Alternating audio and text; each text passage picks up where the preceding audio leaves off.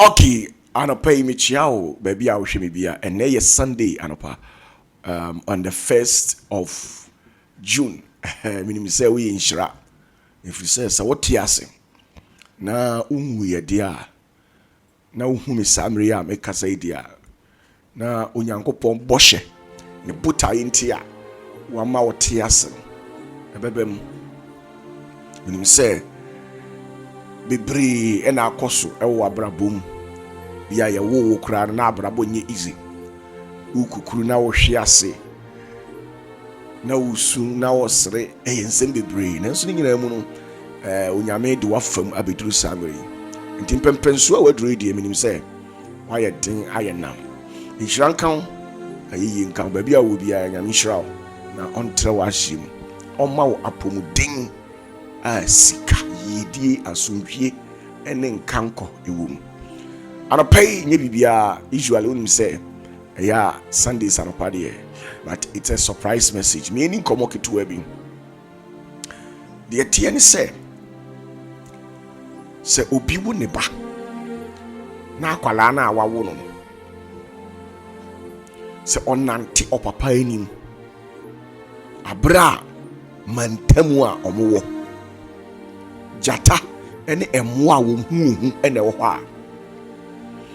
sɛ gyata no ɛba bɛhwe akwalaa no a anaasɛ sɛ wɔwɔ bi anaa ɔsebɔ bi ɛbɛkye akwalaa no a papa no ɔntwe da ne nkwa koraa a wɔde bɛtwa so. Saa ne tie o abrabɔ no a yɛbɔ no saa ne tie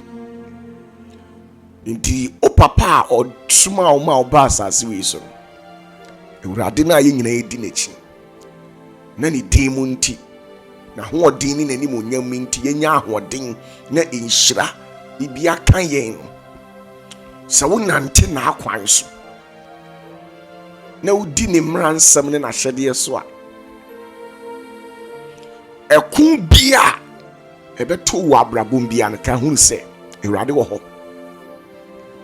Wɔso ɔbɔnsam obubom sɛ gyata ɔpɛ deɛ ɔbɛkye no tie ni o ɔpɛ deɛ kwan da no ho na watumi akye no nti ɛkyerɛ sɛ ɛnyɛ obiara na abrabɔ wei mu bɔnsam bɛtumi akye no da. Ɛnyɛ obiara na abrabɔ wei mu ɔbɔnsam bɛtumi akye no awe da. Ne mu bɔnsam deɛ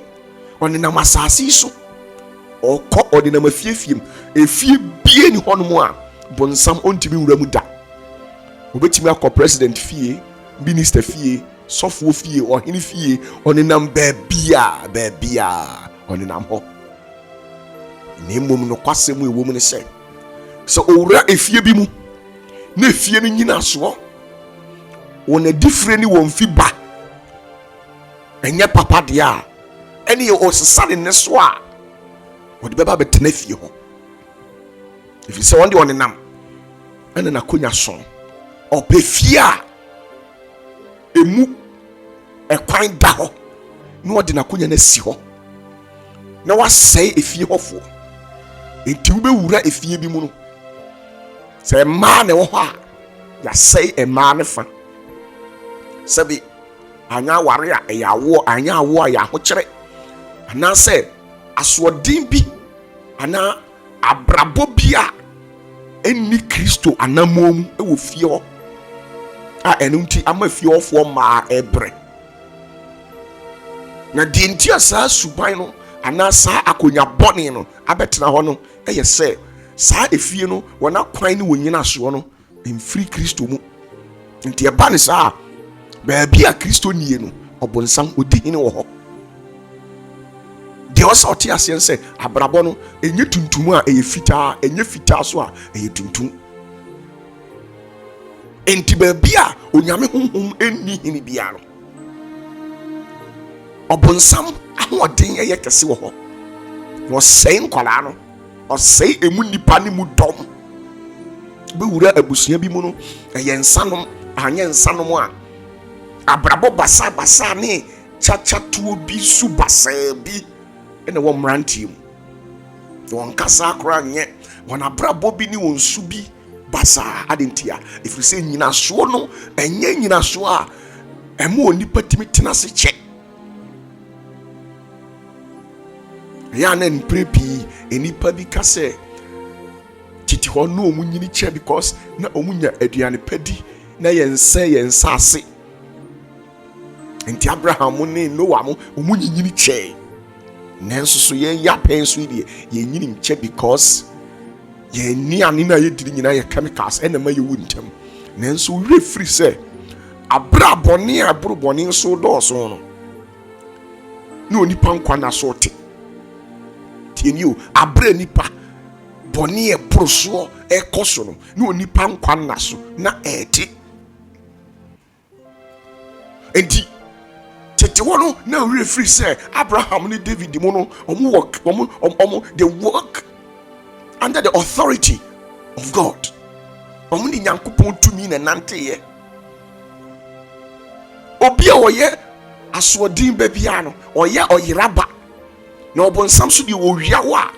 okum wankum a ɔsɛw saa nneɛma wei na bɔnsam de ɛyɛ wo ɔso ɔbaa sɛ ɔbɛwia enti sɛ ɔma ho kwan ɛma bɔnsam wiawo a ɔbɛkum wankum a ɔbɛsɛw enti wɔn akwan akyea firi Kristo ho no na wɔn akwan ɛnhwɛ Onyankopɔn fie na ɔnante ɛwɔ Awurade nwuna ase no akyea asɛe etu bɛte yɛse young guy bi wawu anya ka akwanhyia a obi abɔ ne dua wakɔyɛ biribi ɛnsɛm basa na young guy no wawu young girl no wawu adentia asoɔden ɛfiri sɛ ɔhyɛ aseɛ no anamɔ no na ɛnyɛ Yesu nyina soɔ anamɔ no nyɛ Yesu nyina soɔ nti bɛɛdɛ na saa onipa no wanyina kyɛ ɔntimi nyini nkyɛ because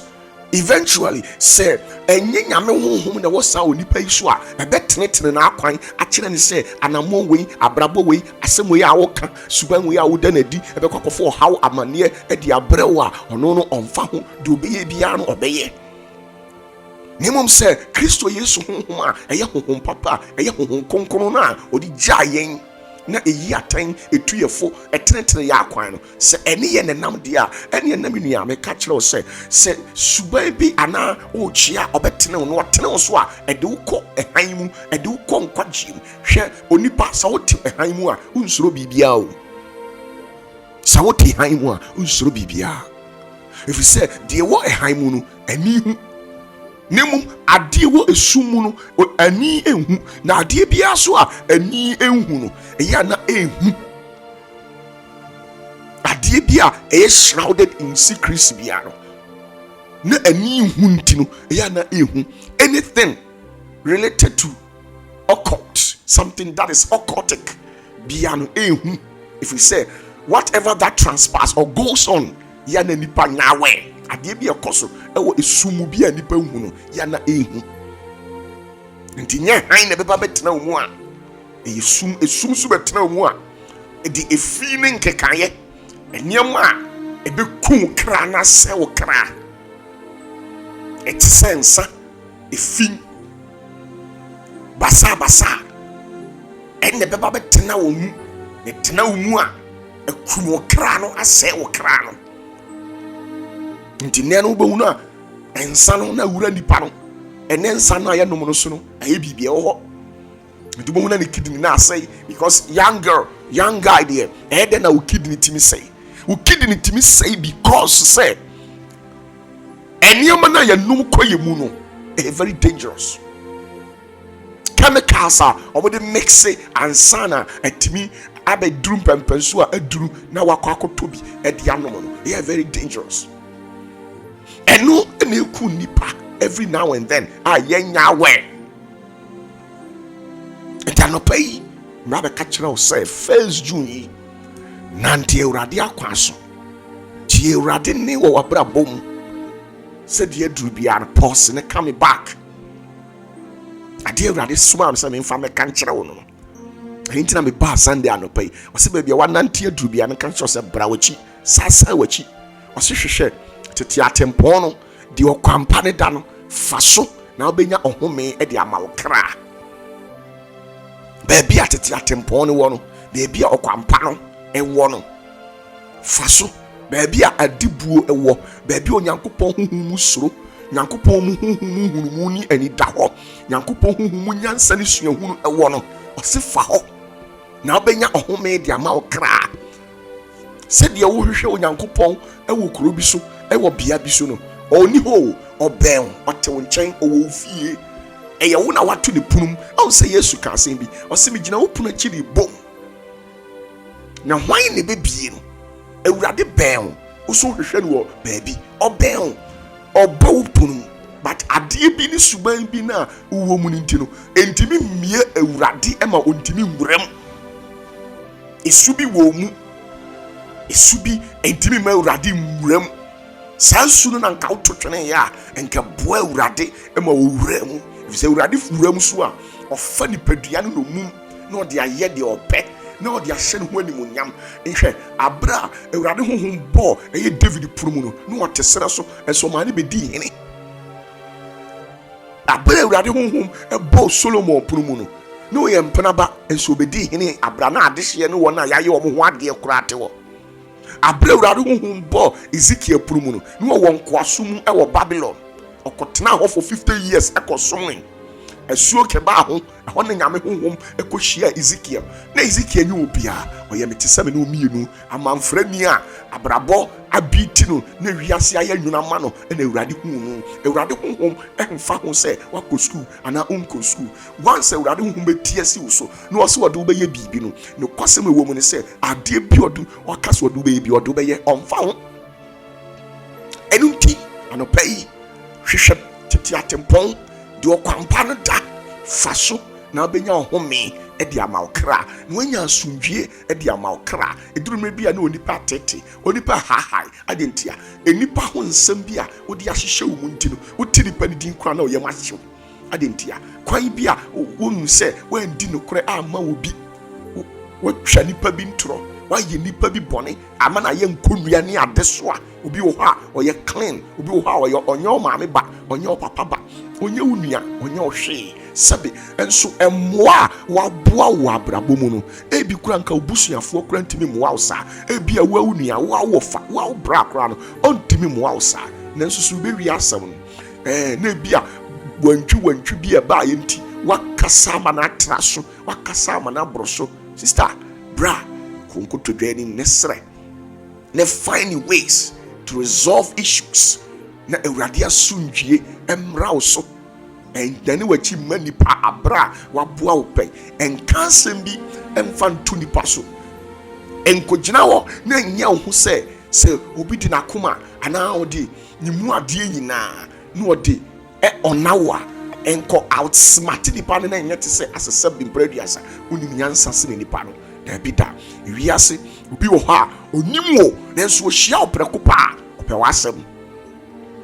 Obi wɔ hɔ a onim wo nanso ohyia wo prɛko paa na ɔpɛ w'asɛm. Otimi gyae de wɔyɛ bia ɛbɛdi w'akyi ɛma ne siw yie. Enti mepakyɛw menkasa bebree anɔpa yi hwɛ w'akwan yie,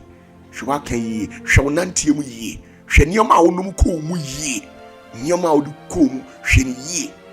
Tie ne yie o, nneɛma a wode kɔɔ mu hwɛ ne yie. Hwɛ wo nsam kayɛ na hwɛ suban bi a woda n'adi. Ɛfisɛ abrabɔ wei no sɛ if you go fast wɔbɛkɔ akyiri wɔ abrabɔ mu a ɛyɛ wo suban.